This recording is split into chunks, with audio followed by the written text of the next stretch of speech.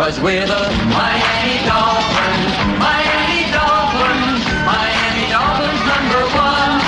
Yes, we're the Miami Dolphins, Miami Dolphins, Miami Dolphins #1. What's up, Dolphins? The Dolphins fall 27-24 to the Carolina Panthers.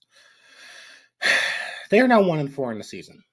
At the end of last season, Stephen Ross put out a statement saying that, well, Chris Grier and Mike McDaniel were going to keep their jobs. This was not to be seen as accepting the status quo is good enough, and that necessary changes were being made. Well, there are some changes.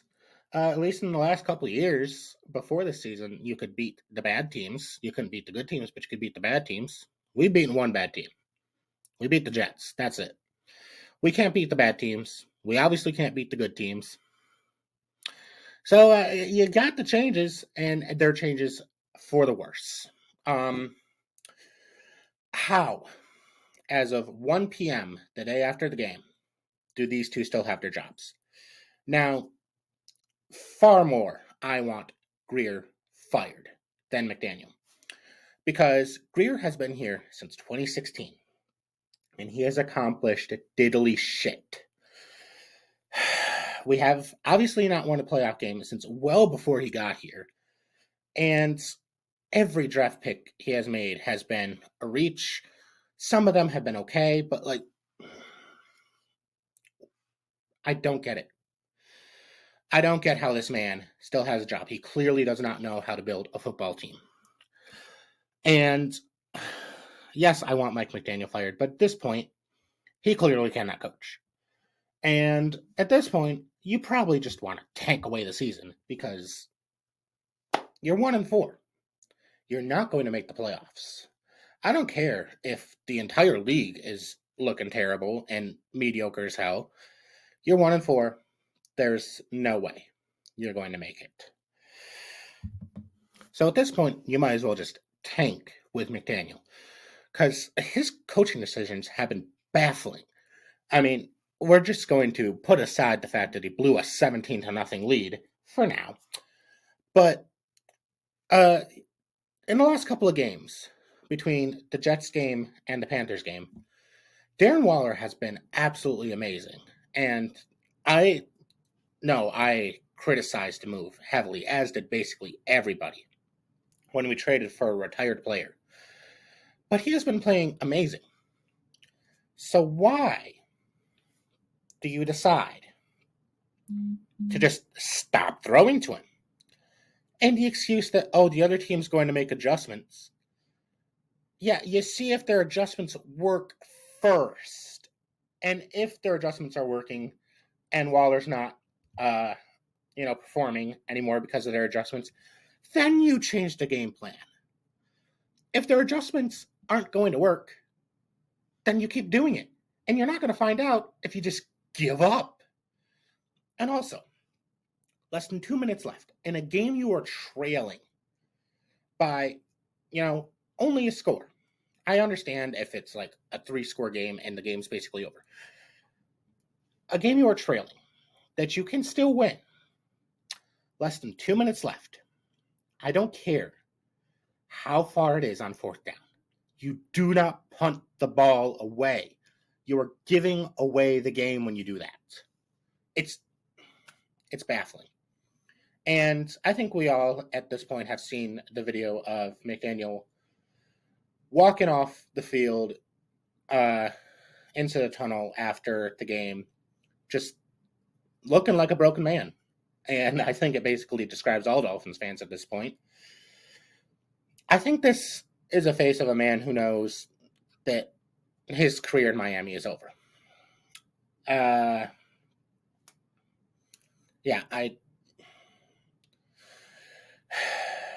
don't know. At this point, a lot of people were saying to have the defensive coordinator become head coach. The defense has sucked. So you can tank with him, but at this point, Grier needs to go. We need to bring in a new GM and either we keep McDaniel in or not. I don't care at this point. Tank this season away. At this point, we have the 5th overall pick, I believe. The teams ahead of us, for some reason, the Ravens have a higher draft pick than us right now. I expect that to change. I know they playing like ass, and they just got blown out by the Texans, but like they have too much talent on that team to finish below what the Dolphins are going to finish at. So you're probably going to move above them, and they're not going to take a quarterback anyway, even if they do have a horrible season. The Jets are ahead of you. They're almost certainly going to take a quarterback. The Browns are ahead of you. That's a huge question mark because they have been collecting quarterbacks like they're going out of style. So who knows if one of the ones they currently have is going to work or if they're going to get a new one. I don't know what they're doing over there. But it's not going to be a good-looking QB class from the looks of it because, I mean, if you've been watching college football, no one's really been that exciting at the QB position.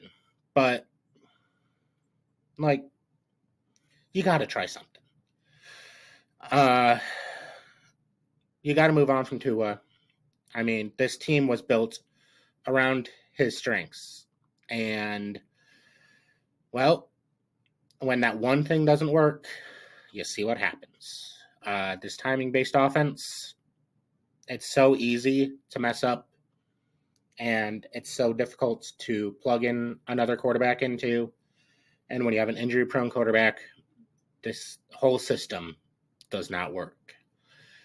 This needs to all be blown up. So,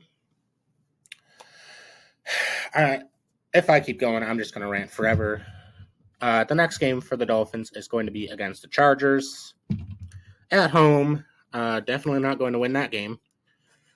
Aside from that, this is going to start the busier season for the channel as the NHL regular season will be starting up.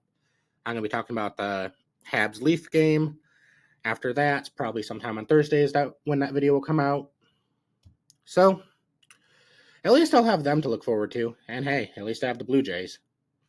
So, that's about all for this video. Blessed be. Fins up.